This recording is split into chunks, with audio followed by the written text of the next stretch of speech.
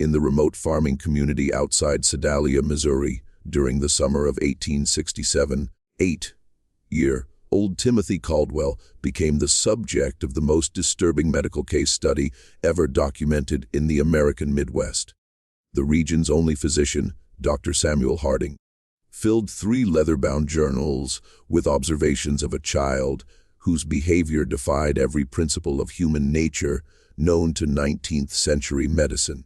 To casual observers, the boy appeared normal, even charming.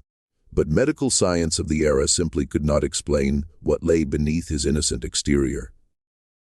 For 6 months, 3 people died in accidents around Timothy Caldwell, along with dozens of farm animals found dead under mysterious circumstances. 11 people who had all in some way crossed paths with a child whose smile never reached his pale blue eyes. Local authorities sealed the official records and hid them away for over a century. But the truth about Timothy Caldwell reveals a darkness that challenges everything we thought we knew about the capacity for evil in childhood. Before we continue with the story of Timothy Caldwell and the terror that gripped Sedalia County, if this story intrigues you, make sure to subscribe to our channel and ring that notification bell so you never miss our deep dives into America's darkest historical mysteries. And please let us know in the comments what state or city you're listening from. We love hearing from our community of mystery enthusiasts around the world. Not with violence, but with loss, began the events that would make Timothy Caldwell infamous. A state still bleeding from the wounds of civil war was the Missouri of 1867. Towns like Sedalia had sent their young men to die on distant battlefields, leaving behind widows, orphans, and communities struggling to rebuild. Once prosperous was the Caldwell farm, nestled in a valley 15 miles south of town. James and Martha Caldwell had built their homestead with dreams of raising cattle and corn, but those dreams died with James at the Battle of Wilson's Creek in 1861. Alone, Martha tried to maintain the farm, but consumption took her lungs in the bitter winter of 1865. Their son, Thomas, barely 21, inherited land he couldn't work and debts he couldn't pay. When Thomas received word that his brother William had died at Andersonville prison, leaving behind a widow and 8-year-old son, he saw both burden and opportunity. A home would be needed by the boy Timothy, and Thomas needed help with the endless work of farming. A hard man, made harder by war and loss, was Thomas Caldwell. During their childless years, his wife Sarah had grown sharp, tongued and bitter.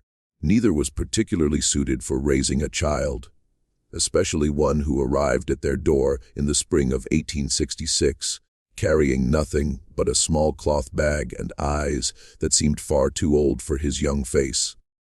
Small for his age was Timothy Caldwell, with pale skin that burned easily in the Missouri sun and blonde hair that his Aunt Sarah kept cut short to keep the lice away. Little did he speak of his life before the farm, offering only fragments when pressed. His father had been a soldier. His mother had coughed blood. He had lived with neighbors for a while after she died. His politeness was what struck adults most about Timothy. He always said, "Yes, sir," and "Yes, ma'am." He never complained about work or punishment. In every way, he seemed to be the model of a well-behaved child. In June of 1866, Dr. Samuel Harding first encountered Timothy when the boy accompanied his uncle to town for supplies. A graduate of the Missouri Medical College, and one of the few formally trained physicians west of St. Louis, Harding had developed a keen eye for reading people during his years treating both Union and Confederate soldiers. Something about the Caldwell boy unsettled him, though he couldn't identify what. The child was perfectly respectful. Harding would later write in his journal. He answered questions directly, maintained appropriate eye contact, and displayed none of the fidgeting or shyness typical of rural children encountering strangers. Yet, I found myself deeply uncomfortable in his presence. His gaze held an intensity that seemed to suggest he was studying me with the same clinical interest that I typically reserved for my patients. The small enough that everyone knew everyone else's business was the farming community around Sedalia. Isolated, but not so isolated that neighbors didn't notice things, was the Caldwell farm. Mrs. Eleanor Patterson, whose property bordered the Caldwell land, would often see Timothy working in the fields or tending to the livestock. She remarked to her husband that the boy worked with unusual focus for a child his age, never seeming to tire, never stopping to play or rest, as children naturally do. It was like watching a little machine, she told her husband Samuel over dinner one evening. Had worked steady from sunrise to sunset, never complaining, never slowing down. Ain't natural for a boy to have no play in him at all. The Patterson farm kept chickens, and Eleanor noticed that her birds became agitated whenever Timothy was near the property line. They would cluster together, squawking and ruffling their feathers, refusing to venture close to the fence that separated the properties. Her husband dismissed it as coincidence, but Eleanor couldn't shake the feeling that the animals sensed something about the boy that humans missed. On a sweltering afternoon in August 1866, occurred the first death. The daughter of the town blacksmith, little Mary Fletcher, age 5, was known throughout the community for her bright laugh and tendency to wander. She had been playing near Willow Creek, a shallow stream that ran between several properties, including the Caldwell farm. Timothy found her body. He arrived at the Fletcher home, just as the family was preparing for supper, his clothes damp and his face pale with what appeared to be genuine distress. "Mrs. Fletcher," he said, his voice steady despite his obvious agitation. "I found Mary by the creek. She's not breathing." The search party that rushed to the creek found Mary Fletcher face down in water, barely 18 inches deep. Summoned immediately, Dr. Harding determined that the child had drowned, a tragic but not uncommon accident in rural areas where children played unsupervised near water. What troubled Harding was not the death itself, but Timothy's account of discovering the body. An unusually detailed description of exactly where Mary had been found, the position of her body, and the condition of her clothing was provided by the boy. When pressed about how he had come to be in that particular spot, at that particular time, Timothy explained that he had been looking for a lost calf. The boy's recall was remarkably precise, Harding noted in his journal.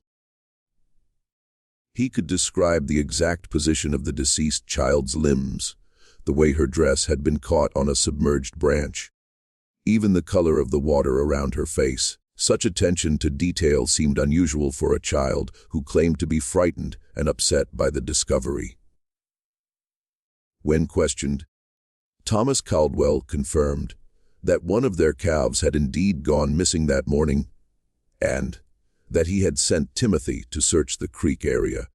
The calf was found 2 days later, healthy and grazing in a meadow nearly a mile from where Mary Fletcher had drowned.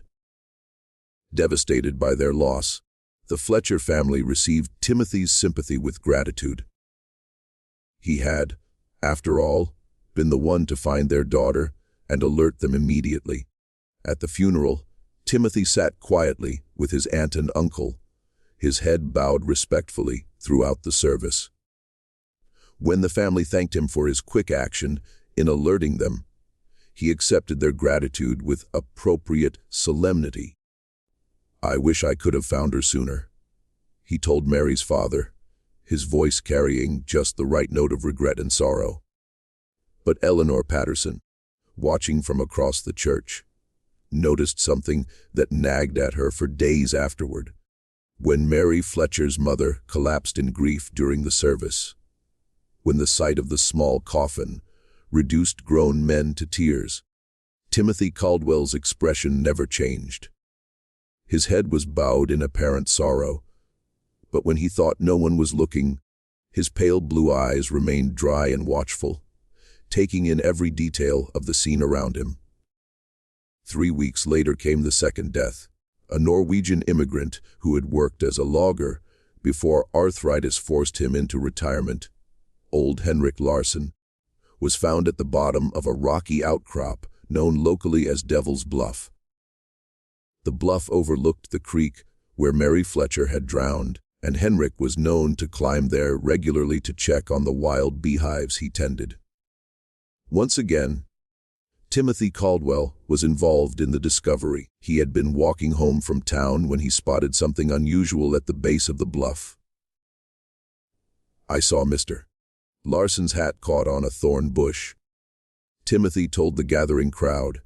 "I called out to him, but got no answer, so I climbed down to look. Dead was Henrik Larsson, his neck broken from what appeared to be a fall from the top of the 40-foot bluff." Dr. Harding's examination revealed that the old man had likely died instantly upon impact. The only unusual aspect of the scene was the presence of several dead bees scattered around the body, far more than would typically be found away from a hive. Mr. Larsson knew those bluffs better than any man in the county, Samuel Patterson told Dr.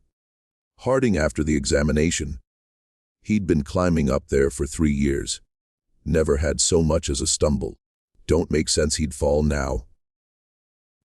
When questioned, Timothy suggested that perhaps the old man had been stung by bees and lost his footing. He was always talking about how angry they get when you disturb them. The boy said, maybe they swarmed him and he got confused. Plausible was Timothy's explanation, Dr. Harding found, but something about the scene bothered him. The dead bees were all clustered in a small area directly around Henrik's body. If the old man had disturbed a hive at the top of the bluff, there should have been more evidence of bee activity along his presumed path of flight and fall. Instead, it appeared as though the bees had somehow been concentrated around the impact site. When Harding climbed to the top of the bluff to examine the beehives, he found them intact and showing no signs of recent disturbance. The worker bees were active, but not agitated, going about their normal business of gathering nectar from the late summer wildflowers. Any illusions about coincidence were shattered by the third death. In September 1866, 6-year-old Jacob Mills vanished while playing in the woods near his family's cabin. His body was found 4 days later in an abandoned well nearly half a mile from where he had last been seen. Timothy Caldwell had volunteered to join the search party. For 3 days, Timothy searched alongside the adult volunteers, showing remarkable endurance for a child his age. He seemed to know the woods intimately, guiding searchers through areas that even longtime residents found difficult to navigate. When asked how he had learned the terrain so well, Timothy explained that he often explored the woods during his free time, looking for useful plants and herbs that his aunt could use for cooking and medicine. On the 4th day, Timothy appeared at the Mills cabin just after dawn. "I think I found something," he told Jacob's father, his voice heavy with exhaustion. "There's an old well about a half-mile north of here. I heard what sounded like crying. Partially concealed by fallen logs and overgrown brush was the well. At the bottom was Jacob Mills, alive but barely conscious, suffering from dehydration and exposure. Summoned immediately was Dr. Harding. But the boy died within hours of being pulled from the well, his small body unable to recover from the ordeal. The child had been at the bottom of that well for nearly 4 days," Harding wrote in his journal. The fact that Timothy Caldwell was able to locate him in such an obscure location raises troubling questions. How extensive is the boy's knowledge of the local terrain? What other hidden dangers might he be aware of? More troubling still was Timothy's behavior during Jacob's final hours. While the Mills family maintained a vigil around their dying son, Timothy sat quietly in the corner of the cabin, apparently praying. But Dr. Harding, positioned where he could observe the boy without being noticed, saw something that deeply disturbed him. Timothy wasn't praying. His lips were moving, but his eyes were fixed on Jacob Mills with an intensity that seemed almost scientific. He appeared to be cataloging every detail of the dying child's condition: the labored breathing, the pale skin, the way consciousness flickered in and out. When Jacob finally died, Timothy's expression showed no grief or shock. Instead, there was something that Harding could only describe as satisfaction. After the funeral, Dr. Harding made an excuse to visit the abandoned well where Jacob had been found. The sight troubled him for reasons he couldn't articulate. The well was indeed well hidden, concealed by natural debris that would have taken considerable effort to move. Yet Timothy had claimed to hear crying from this location, a claim that seemed improbable given the depth of the well and the amount of brush covering it. As Harding examined the scene more carefully, he noticed something that the initial rescue party had missed in their urgency to save Jacob Mills. Around the rim of the well, the debris had been arranged with unusual precision. Logs and branches that should have fallen randomly showed signs of deliberate placement, creating a natural-looking camouflage that would be nearly impossible to spot unless one knew exactly where to look. Too disturbing to voice aloud were the implications. But Harding could not shake the suspicion that Jacob Mills had not simply fallen into the well. Someone had placed him there, and someone had carefully concealed the location until the boy was too weak to survive rescue. That evening, Harding began keeping detailed notes about Timothy Caldwell. If his suspicions were correct, the boy posed a danger to the entire community. But suspicions were not evidence, and evidence was exactly what Harding lacked. The problem was that Timothy Caldwell was by all appearances a model child. He attended church regularly with his aunt and uncle, sitting quietly through services and reciting prayers with appropriate reverence. He worked diligently on the farm, completing tasks that would challenge many adult workers. He spoke respectfully to his elders and showed proper deference to authority figures. Most importantly, Timothy had plausible explanations for his presence at each tragedy.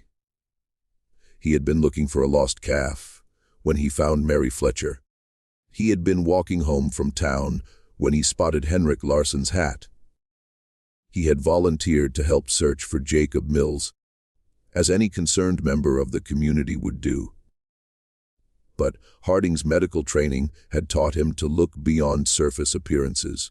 In treating wounded soldiers, he had learned to recognize the signs of men who killed not from patriotic duty or desperate necessity, but from something darker and more fundamental. There was a coldness in such men, a disconnection from normal human emotion, that manifested in subtle ways: too little reaction to horror, too much interest in suffering, an ability to discuss violence with clinical detachment. Timothy Caldwell displayed all of these characteristics, but compressed into the body and face of an 8-year-old child. In October 1866, Dr. Harding's investigation began in earnest. Using his position as the community's physician, he made regular visits to farms and homes throughout the area, ostensibly checking on the health of families still recovering from the hardships of war. In reality, he was gathering information about Timothy Caldwell. What he discovered painted a disturbing picture of a child who seemed to exist at the center of an ever-widening circle of misfortune. Livestock on neighboring farms had been dying at unusual rates, not from disease, but from what appeared to be accidental injuries. Chickens were found with broken necks, apparently killed by foxes that left no other signs of predation.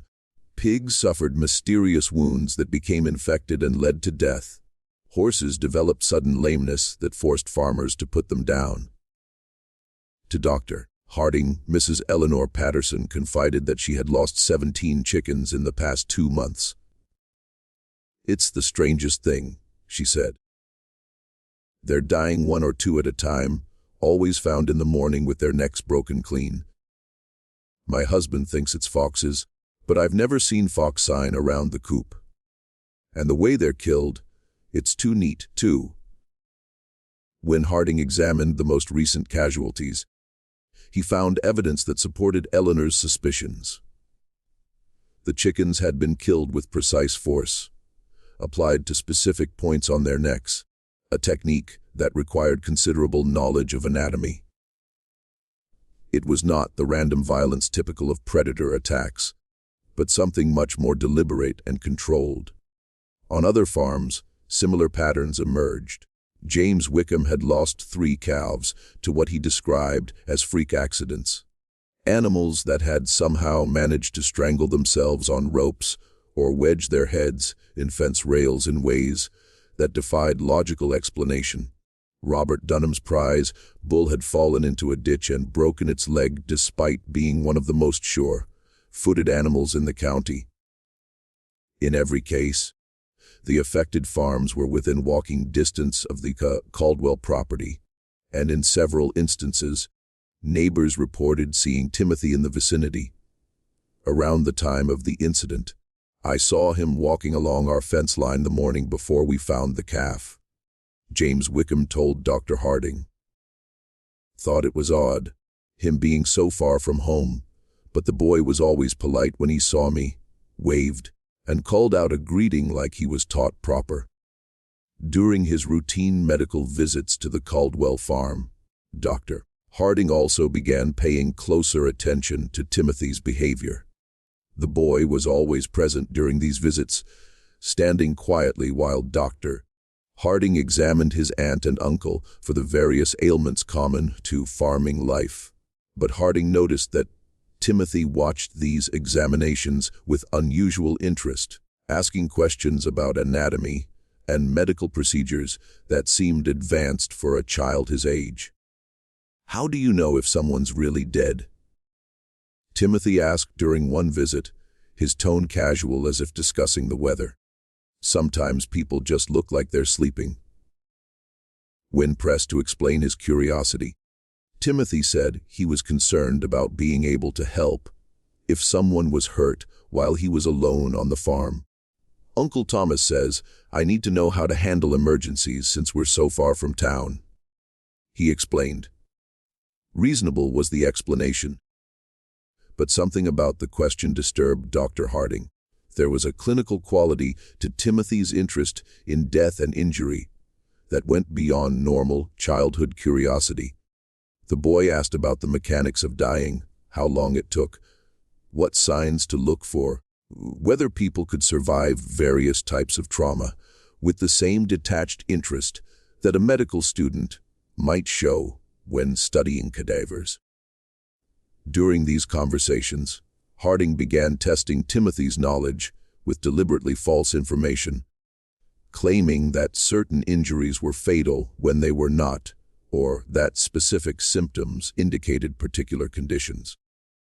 Timothy never challenged these false statements directly, but Harding noticed that the boy filed away every piece of information with remarkable retention. More disturbing still was Timothy's response to Dr. Harding's stories about treating wounded soldiers during the war. While most children showed appropriate shock or sadness when hearing about battlefield injuries, Timothy listened with rapt attention, asking detailed questions about wound patterns, blood loss, and survival rates. "Did they scream a lot when you cut off their arms?" Timothy asked during one such conversation, his pale blue eyes fixed intently on Dr. Harding's face. "Or were they too hurt to make noise?"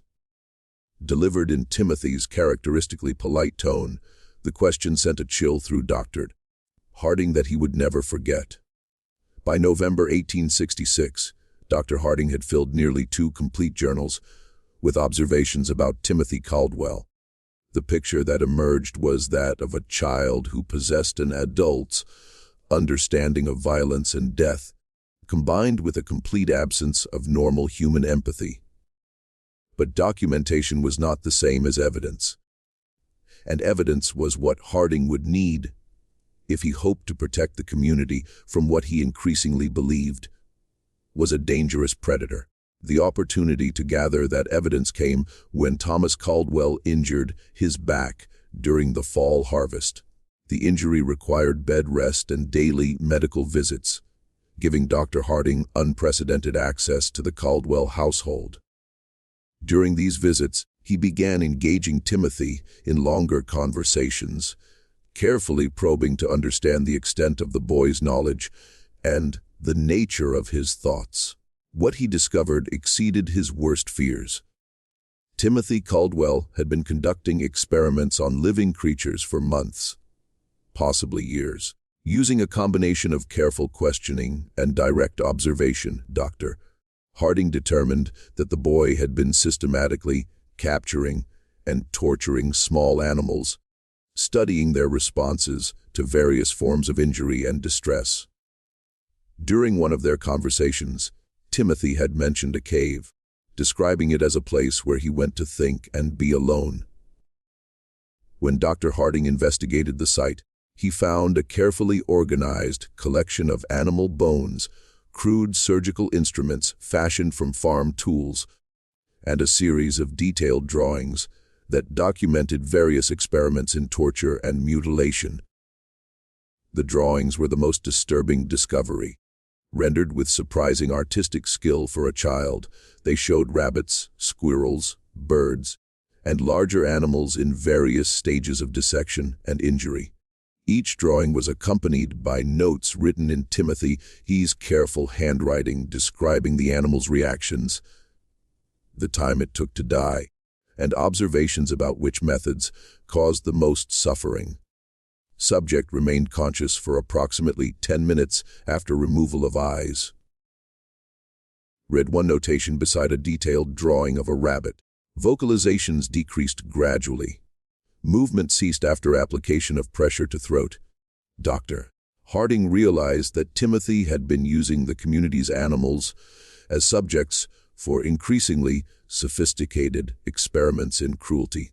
The accidental deaths on neighboring farms were actually the result of Timothy's desire to test his methods on larger subjects.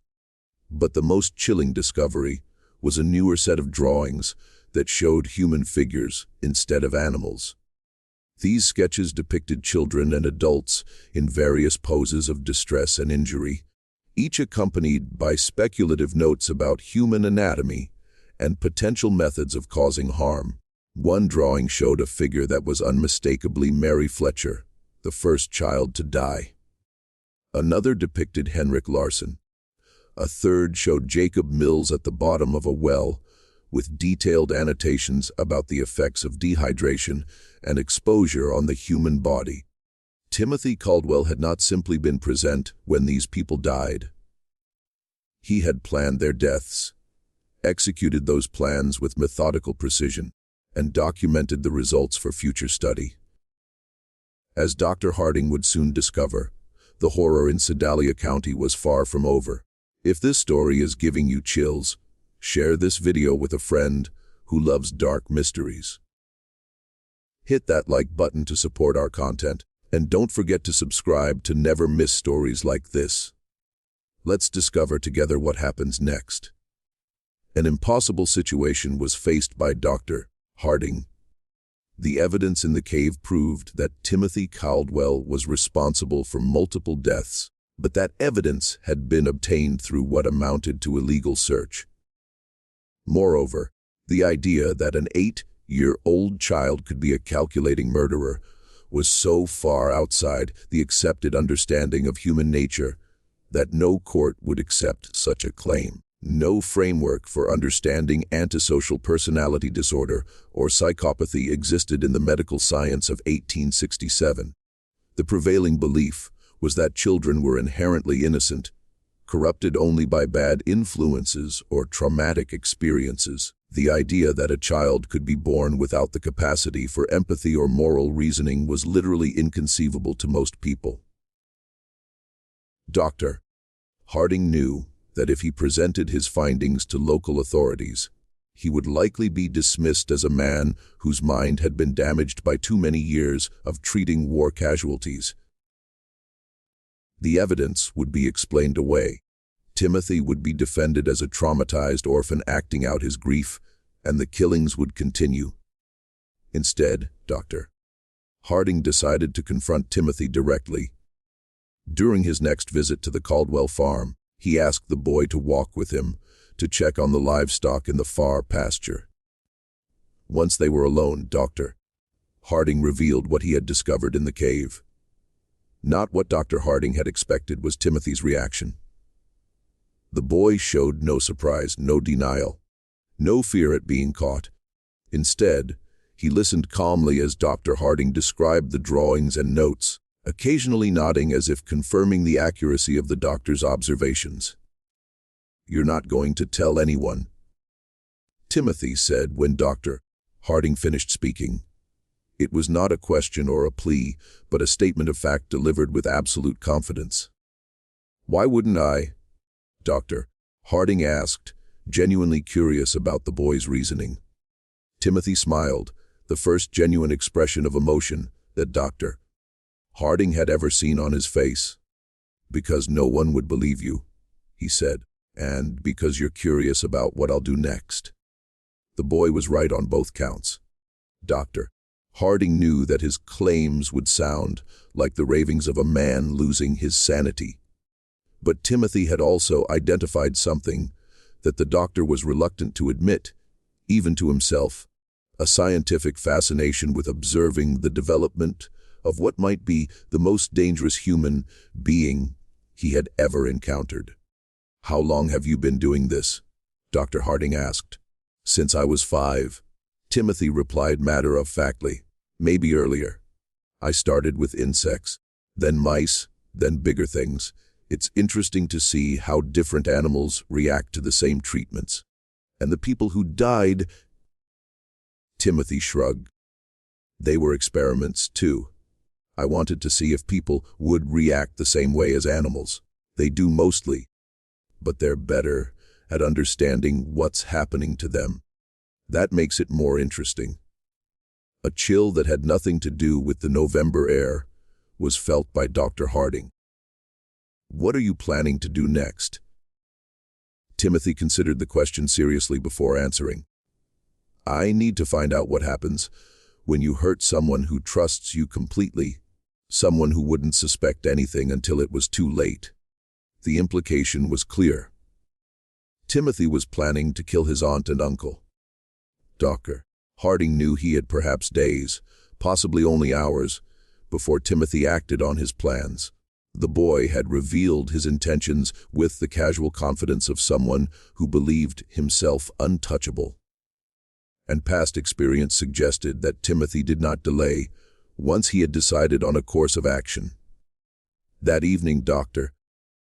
Harding visited Sheriff William Crawford in Sedalia, a practical man who had served with distinction in the Union Army. Crawford had little patience for theories or speculation, but he also trusted Dr. Harding's judgment and was willing to listen to evidence regardless of how unusual the circumstances might be. Carefully, Dr. Harding presented his case, focusing on verifiable facts rather than psychological theories.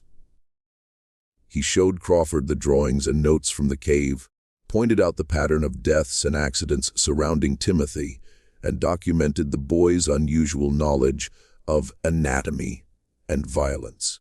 Most importantly, Dr. Harding revealed Timothy's stated intention to kill his aunt and uncle. This was information that could not be ignored, regardless of the source. "Even if half of what you're telling me is true," Sheriff Crawford said after reviewing the evidence, examining each disturbing drawing with growing alarm, "we can't arrest a child for drawings and suspicions. But we can watch him, and we can be ready to act if he tries anything." The Crawford studied the anatomical precision of Timothy's sketches, noting details that even his experience as a Civil War veteran hadn't prepared him for.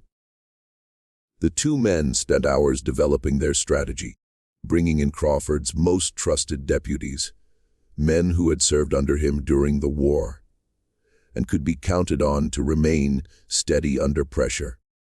A comprehensive plan was developed by Dr. Harding and Sheriff Crawford. Dr. Harding would arrive at the Caldwell farm at his usual time, bringing laudanum ostensibly for Thomas's pain management, but actually to keep both Thomas and Sarah sedated enough to prevent Timothy from harming them easily.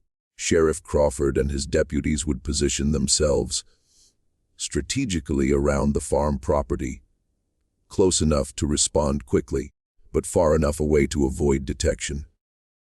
The following morning, the plan was put into effect. As Dr. Harding approached the farmhouse in his buggy, he noticed immediately that something was different. The usual morning sounds of farm activity, chickens pecking in the yard, pigs grunting in their pen, were absent. The property held an unsettling quiet that made his skin crawl. Before Dr. Harding had even climbed down from his buggy, Timothy appeared in the doorway. The boy stood perfectly still, his pale blue eyes tracking the doctor's movements with predatory focus. He was dressed in his usual work clothes, but Dr. Harding noticed that Timothy's sleeves were rolled up past his elbows, and his hands appeared to have been scrubbed recently, the kind of thorough cleaning that suggested preparation for messy work. "Good morning, Dr. Harding," Timothy said, his voice carrying its characteristic politeness. But something underneath had changed. There was an anticipation there, an excitement that the boy was struggling to contain. "I've been waiting for you." A chill was sent through Dr. Harding by the words. Timothy's use of waiting suggested that he had been expecting this visit, had perhaps even been counting on it as part of whatever plan he had set in motion. Inside the house, Dr. Harding found Thomas and Sarah Caldwell in their bedroom, both apparently sleeping peacefully. But as he approached Thomas's bed to check his condition, he noticed that the man's breathing was unusually shallow and his skin had taken on a grayish pallor that suggested more than natural sleep. "What did you give them?" Dr. Harding asked quietly, not turning to look at Timothy, but knowing the boy was watching every move he made. "Just some herbs I found in the woods," Timothy replied, his tone innocent but his choice of words deliberate. "There are so many interesting plants growing wild around here. Some of them have very useful properties." Dr. Harding checked Thomas's pulse and found it weak but steady. Sarah showed similar symptoms. She was deeply unconscious but still alive. Whatever Timothy had used, he had been careful about the dosage. The boy wanted his victims helpless but alive, at least for now. "They're not going to wake up for several hours," Timothy continued conversationally. "That should give us plenty of time to talk without interruption." Unlike anything Dr. Harding had ever experienced was the conversation that followed. Timothy spoke about murder and torture with the clinical detachment of a medical professor discussing anatomy. He described his experiments on animals and humans with scientific precision, explaining his methodologies and the insights he had gained from each death. "Mary Fletcher taught me that drowning is actually quite slow," Timothy said, settling into a chair as if beginning a pleasant afternoon chat. "Everyone thinks people just slip under the water and disappear. But that's not how it works at all. There's struggling and panic and this interesting pattern of breathing attempts before the person finally gives up. I had to hold her down for almost 3 minutes before she stopped fighting." Dr. Harding felt his blood turn to ice. "You held her under the water?" Timothy nodded eagerly. "She was playing by the creek, and I told her I'd found a pretty stone on the bottom. When she bent over to look, I just pushed her head down and held it there. She was so small that it didn't take much strength, but she fought harder than I expected. That's when I realized that people have much stronger survival instincts than animals. And Henrik Larsson. That was more complicated. Timothy admitted. I couldn't overpower him physically, so I had to be more creative. I knew he checked his beehives every Thursday morning, so I went up to the bluff the night before and loosened some of the stones along the edge. Then I collected bees from one of his hives and put them in a cloth bag. Timothy's eyes gleamed as he described his methodology. When Mr. Larsson climbed up to check the hives, I was waiting behind some rocks. I threw the bag of bees at his face and started shouting that there was a massive swarm attacking him. He panicked and stumbled backward right over the edge where I'd weakened the stone barrier. The fall killed him instantly, just like I calculated it would. And Jacob Mills. Jacob was the most interesting of all. Timothy said, his voice taking on the tone of a teacher sharing a particularly fascinating lesson. I didn't kill him quickly like the others. I wanted to see what would happen if someone died slowly over several days, so I convinced him to follow me into the woods by telling him I'd found a family of baby raccoons. Timothy paused, seeming to savor the memory. Jacob was so concerned about the imaginary baby animals that he didn't think twice about the danger. I helped him climb down into the well. Then I moved the logs and brush to cover the opening. I visited him every day for 4 days, bringing him just enough water to keep him alive, but not enough to let him recover his strength. Dr. Harding realized that Timothy was no longer speaking hypothetically about future experiments. The boy had specific plans, and those plans clearly included the people currently in the house. What are you planning to do with your aunt and uncle? Dr. Harding asked directly. Timothy's genuine smile returned, broader than Dr. Harding had ever seen it. That's where you come in, Dr. Harding. See, all of my previous experiments have been with people who didn't know what was happening to them until it was too late. But you're different. You understand exactly what I am and what I'm capable of. That makes you the perfect subject for a completely new type of study. As Timothy spoke, he began moving around the room, gathering items that Dr. Harding recognized as potential weapons: rope from the barn, a heavy candlestick from the mantelpiece, several sharp kitchen implements. The boy organized his tools with methodical precision, as if preparing for surgery. I want to find out what happens when someone who knows they're going to die tries to save people they care about. Timothy continued, his excitement growing. Will you sacrifice yourself to save Uncle Thomas and Aunt Sarah? Will you try to fight me, even though you know I've planned for that possibility? Will you try to run away and abandon them to save yourself? Duprin. Harding knew that the time for conversation had passed.